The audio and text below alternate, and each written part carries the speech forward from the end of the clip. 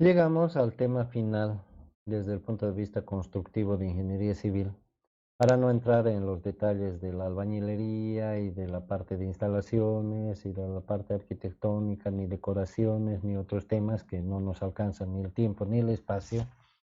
Como habrán visto, bastante extensa la temática que hemos desarrollado, a pesar de estar comprimida, a pesar de estar resumida y a pesar de haber sido probablemente la más extensa de todas las materias, por lo menos las que están a mi cargo. Vamos a ver el tema de las cubiertas o techos, que viene a ser el final de la obra gruesa, ¿verdad? Donde tenemos que ponerle la protección al edificio. La finalidad de una cubierta es proteger la estructura y no solamente la estructura, sino también las partes laterales. Por eso es que las cubiertas suelen sobresalir del área construida, ya lo vimos eso al principio, ¿no es cierto? Y se llama área cubierta, que por lo general es mayor que la proyección del área construida, ¿no es cierto? ¿Por qué? Porque tiene unos excedentes perimetrales, que son los aleros, y que sirven para proteger las partes laterales del edificio y todo lo que contienen, vale decir las paredes, vale decir las ventanas, las puertas, los elementos decorativos o de protección que pudieran tener. Y depende la magnitud de los aleros, depende de los factores climáticos, de la dirección del viento, de la frecuencia de lluvias, de la magnitud de lluvias, granizos o nieve, de la magnitud de los vientos, de las direcciones predominantes de los vientos. Aparte de estos factores climáticos, están también los factores económicos, los factores de los materiales. Algunos materiales son más resistentes que otros para hacer aleros grandes. Siempre será deseable en todos los casos que el alero sea lo más grande posible, pero a veces factores económicos lo limitan. Y además de estos factores técnicos y económicos y climáticos, también está la orientación del edificio, que también tiene que ver con el clima, la dirección de dónde, cómo está orientado el edificio en relación a dónde sale el sol, dónde se pone el sol, si el lugar tiene un clima cálido, si tiene un clima frío. En los lugares cálidos se trata de proteger, con los aleros se trata de proteger, darle más frescura a los ambientes. En el caso de los climas fríos, más bien se busca que el sol caliente los ambientes, etcétera. Son distintos enfoques para el tema de los aleros. Y aparte de eso están los estilos arquitectónicos, ¿no es cierto? Y también está la parte de las costumbres, que por ejemplo en el oriente de Bolivia se acostumbra a construir galerías y aleros grandes por el tema climático, etcétera, ¿no? Volvemos al mismo, al mismo lugar de lo que dijimos al principio.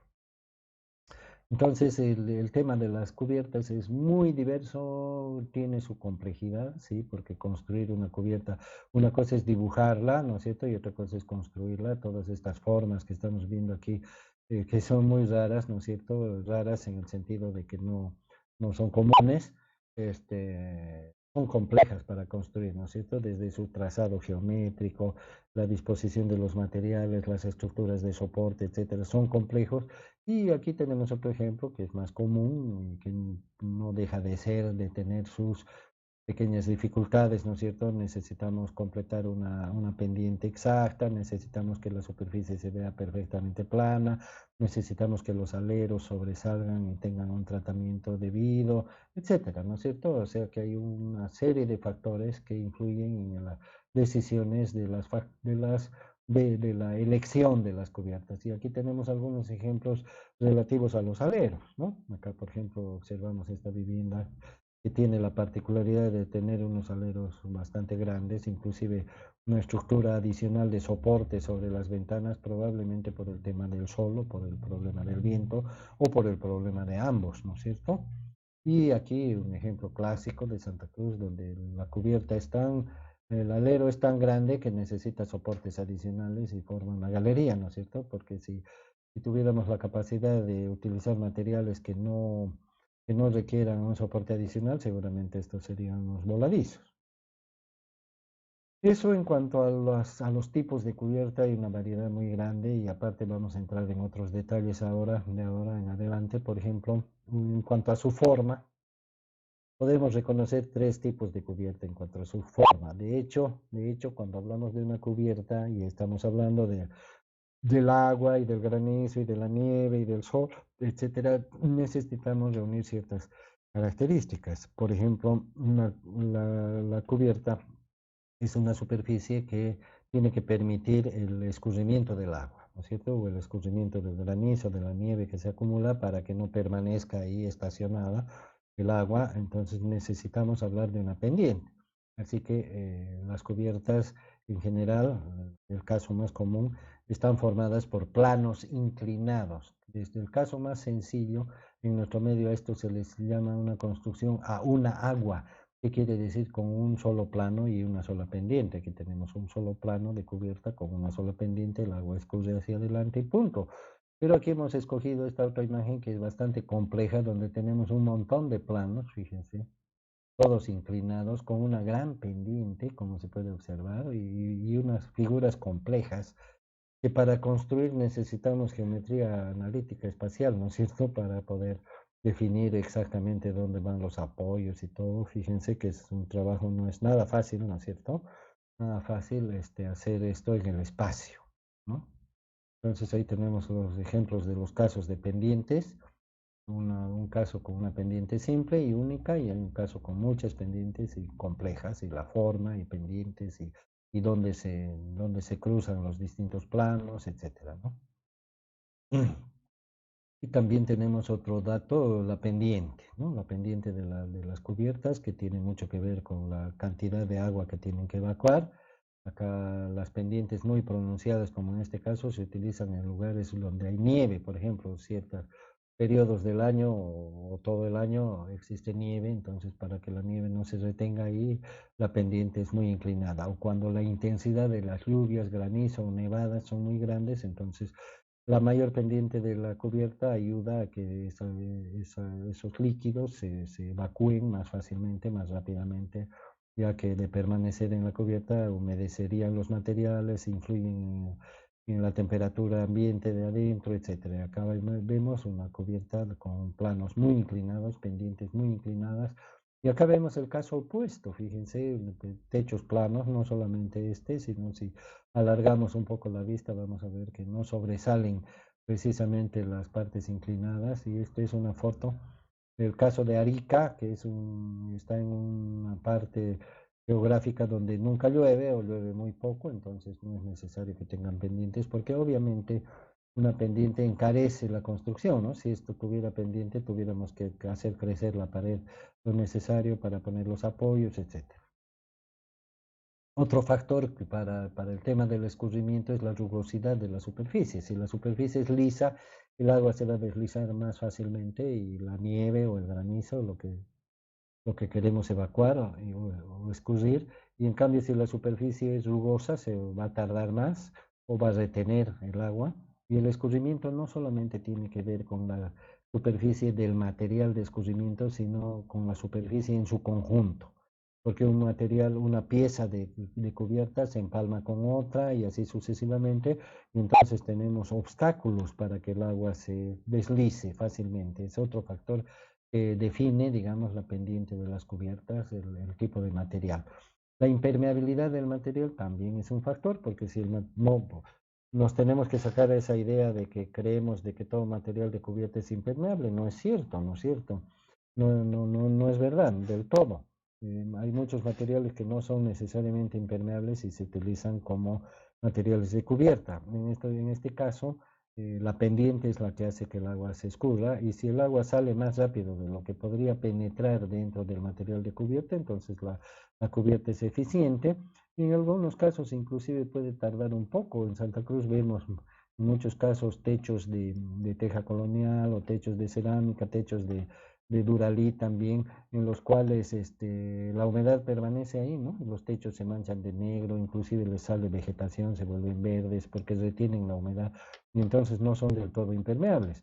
Pero obviamente se supone que no dejan pasar el agua a la parte interior. Entonces la impermeabilidad es otro factor que se tiene que combinar o coordinar, si se quiere, con la pendiente, porque a mayor permeabilidad, mayor pendiente necesaria, ¿no es cierto?, para evitar las infiltraciones. Y la orientación de la vivienda o del techo también es muy importante, porque En Santa Cruz, por ejemplo, las lluvias predominantes, los vientos predominantes son del noroeste y del sureste cuando tenemos sur.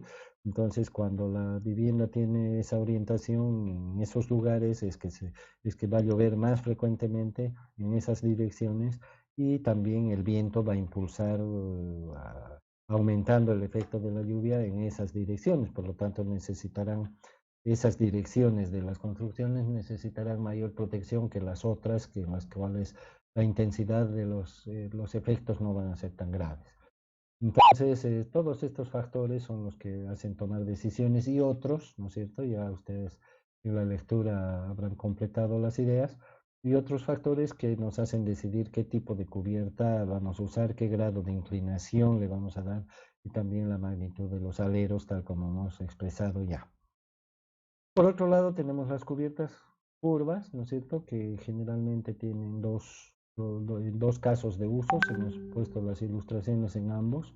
Los edificios monumentales, las catedrales o los edificios modernos en los cuales se quiere variar un poco la arquitectura y en la antigüedad tenemos bóvedas y tenemos cúpulas, ¿no es cierto?, en las iglesias especialmente, donde vemos que la línea curva es el uso predominante para las cubiertas y también el caso de las naves industriales, ¿no es cierto? Los tinglados que conocemos acá, donde también se utiliza líneas curvas para la sección de la cubierta.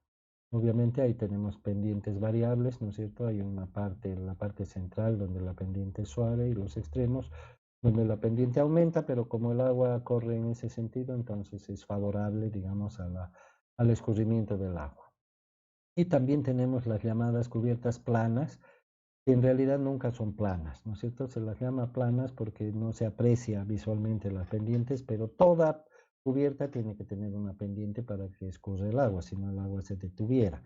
También se pueden hacer tratamientos, ¿no es cierto? Cuando la velocidad del escurrimiento no es suficiente, el agua se va a detener, entonces se hacen tratamientos superficiales para garantizar la impermeabilidad de la cubierta, del material de cubierta, evitar las infiltraciones y el agua en exceso se la retira o se la escurre o se la evacúa por medios artificiales, ¿no? O sea, se hacen canales, se hacen tuberías, sumideros y desagües para que el agua pueda salir, ya que la cubierta es plana, entonces no va a salir fácilmente, pero también en las cubiertas inclinadas y curvas tenemos sistemas de evacuación de agua, ¿no es cierto? Aquí, por ejemplo, en el tinglado podemos ver una canaleta al borde de la cubierta y seguramente esta canaleta, como se puede apreciar, conectada con bajantes para poder sacar el agua y seguramente abajo de las bajantes hay un sistema de cámaras y un desagüe subterráneo para que el agua, pues, si bien sale de la cubierta, no vaya a perjudicar a otros lugares, ¿no es cierto?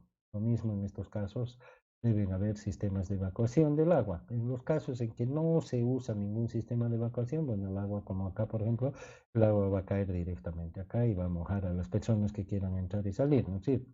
Acá también vemos un sistema un poquito, no se nota, pero está justamente acá y acá vemos una bajante. Fíjense, se puede detectar una bajante, que son los sistemas de colectores del agua que evacúan las cubiertas, ¿cierto?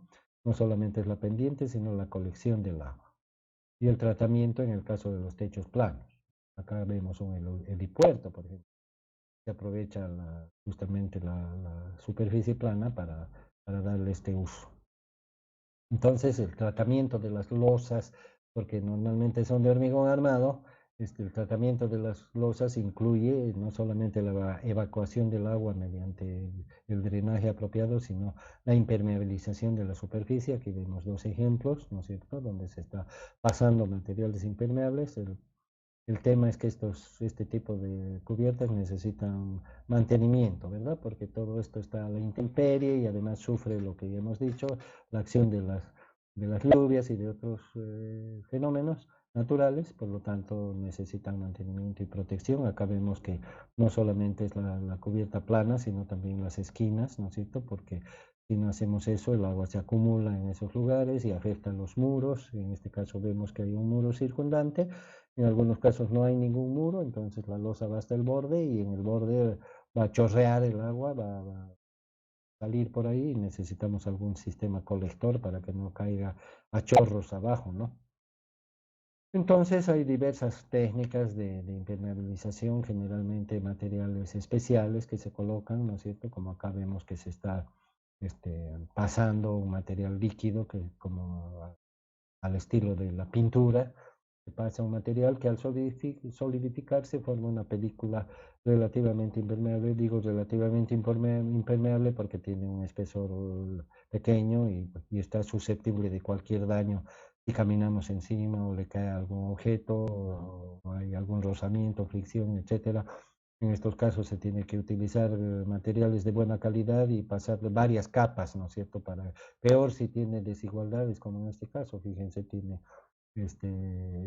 está con cerámica y aparte tiene las juntas y se nota que hay un desnivel entre ellas, entonces vamos a tener que rellenar porque el agua se va a detener ahí, que hay alguna irregularidad en el suelo. En este otro ejemplo vemos que se están usando unas membranas, ¿no es cierto? Y apreciamos el color negro, asfálticas, que se van pegando una sobre otra con el respectivo traslape o superposición, ¿verdad? Porque no podemos dejar una junta abierta entre un pedazo de una membrana y otro pedazo. Las juntas o los traslapes, mejor dicho, son inevitables, ¿no es cierto? Porque no vamos a tener un material que sea justo del tamaño completo de la cubierta y de la forma necesaria. Eso sería un lujo, ¿no es cierto?, pretender eso.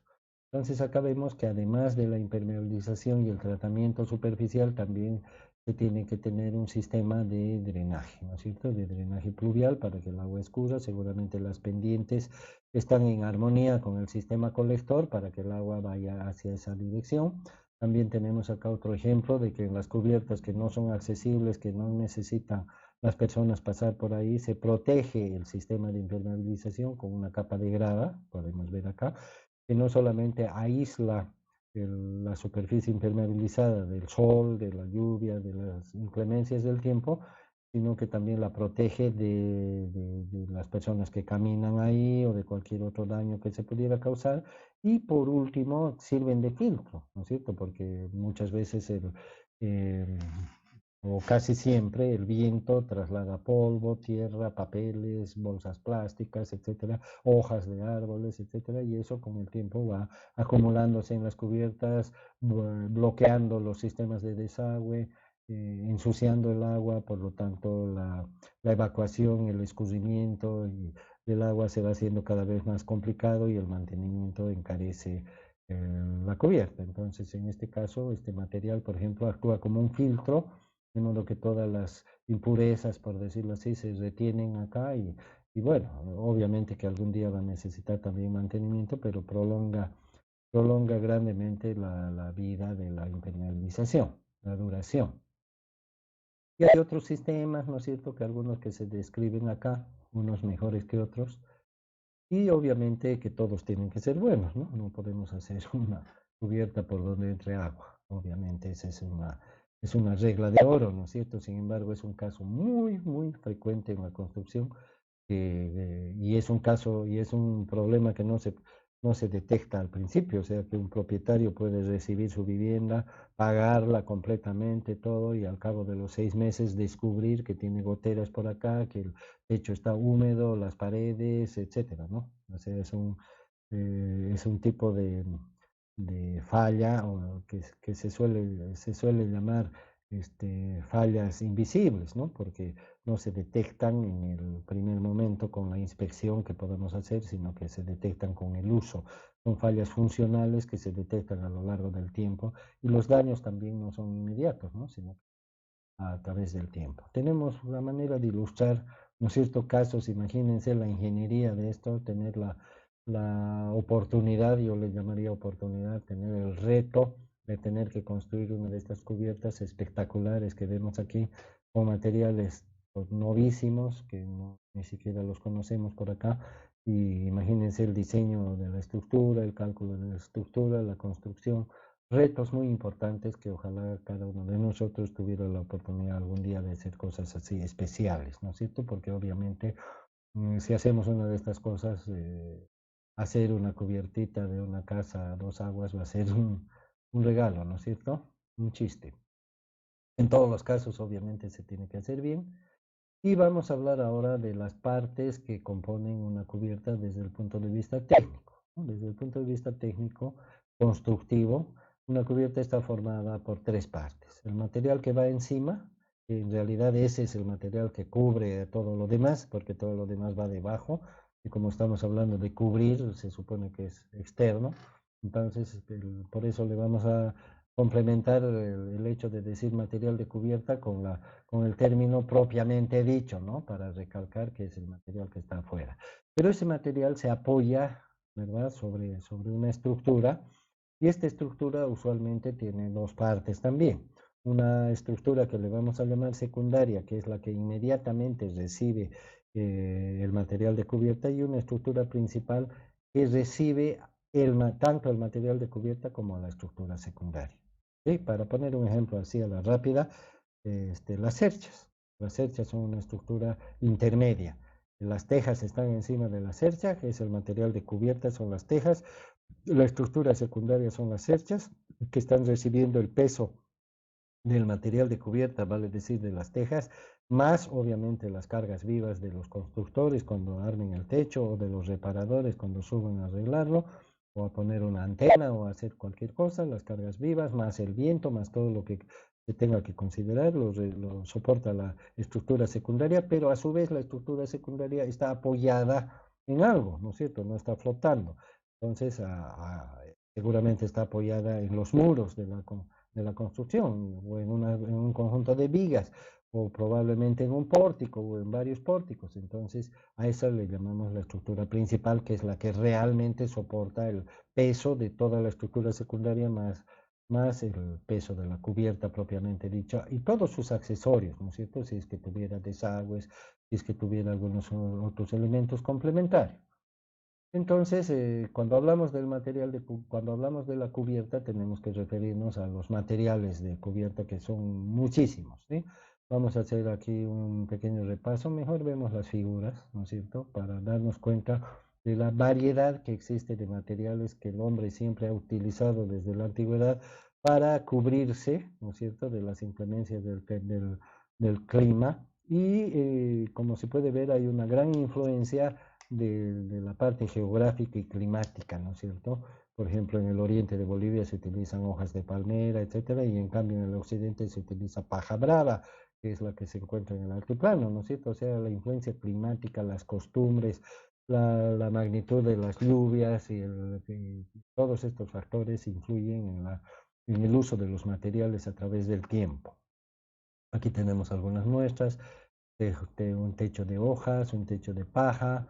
Tenemos, según las costumbres, aquí tenemos bambú. En Bolivia no utilizamos mucho, pero en otros países sí.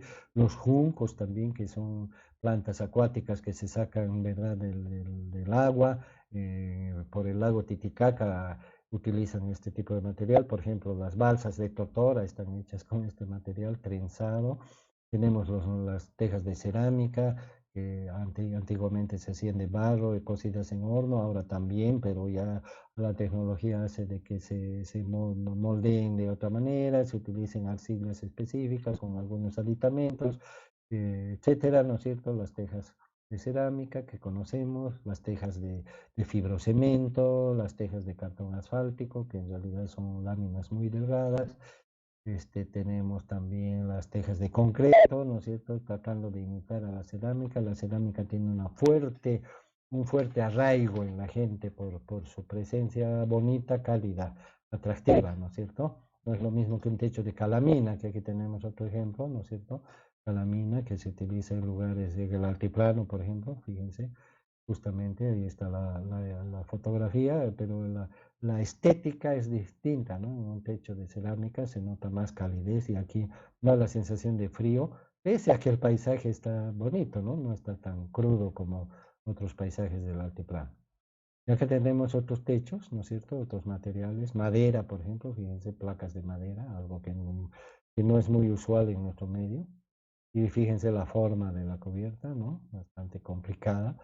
Y otros techos modernos, materiales modernos, el policarbonato, por ejemplo, que deja pasar la luz, techos transparentes. Acá una curiosidad, ¿no? También tenemos un techo transparente de vidrio. También se utilizan vidrios gruesos, no solamente así delgados, sino bloques de vidrio, ¿no es cierto?, que dejan pasar la luz, pero no las imágenes. Tenemos el caso de los vidrios, de los techos con vegetación. Fíjense que en algunos, los amantes de la naturaleza principalmente, ¿no?, los medioambientalistas tienden a hacer esto, le da mucha frescura al ambiente, obviamente, pero tiene sus problemas, ¿no es cierto? Detiene el agua, es pesado, en fin, ya el ingeniero sabrá resolver eso. Uno de los aspectos importantes en los materiales de cubierta no solamente es el material propiamente dicho, sino su aspecto, su textura, el tamaño de las piezas. Fíjense, aquí tenemos piezas donde seguramente el tamaño de estas piezas es justamente el tamaño de las aberturas para que cada pieza apoye en lugares respectivos. En cambio, aquí tenemos piezas tan pequeñas que seguramente la base de apoyo es una base plana, porque no podríamos imaginarnos un reticulado tan estrecho, ¿no es cierto? Acá lo mismo, las piezas son grandes, por lo tanto los apoyos son grandes, ya que no es muy estético ni muy funcional ni muy inteligente dejar juntas entre medio, ¿no es cierto?, lo cual nos generaría un problema y aparte un impedimento en el conjunto, ¿no es cierto?, un parche. Y acá vemos las tejas, ¿no?, que son pequeñas, entonces tienen muchas uniones, como podemos ver acá, muchas uniones, y acá las uniones, como estas tejas son más grandes, las uniones están más alejadas, hay menos uniones, pero igual existen uniones.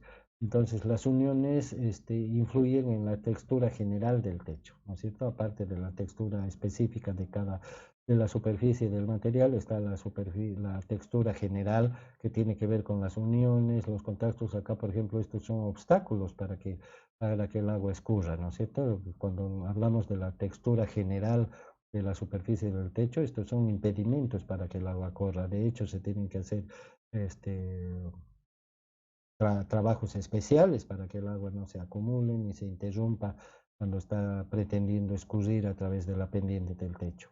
Estas otras soluciones, por ejemplo, cartón asfáltico. El cartón asfáltico tiene un espesor de apenas 2-3 milímetros probablemente, y por lo tanto ya no se puede apoyar en un reticulado, se apoya sobre tableros planos. Y aquí tenemos otros ejemplos. Fíjense la diferencia entre estas tejas y estas otras, ¿no es cierto? Estas tejas necesitan un apoyo, dos apoyos, cada hilera de tejas, dos apoyos para que se apoyen la parte que queda arriba y la parte que queda abajo, entonces necesita un reticulado.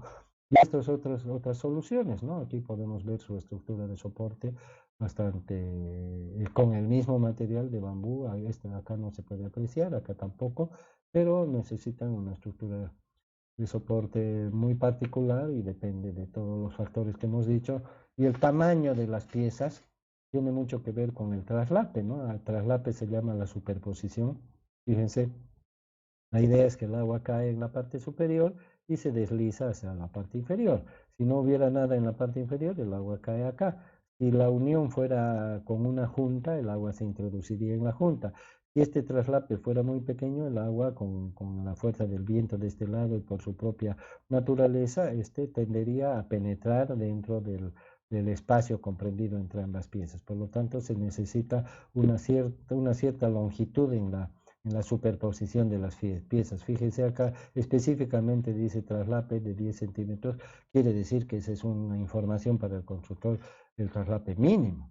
Y también aquí vemos que se forma una junta en la parte superior de las dos vertientes, se llama vertiente a cada plano inclinado.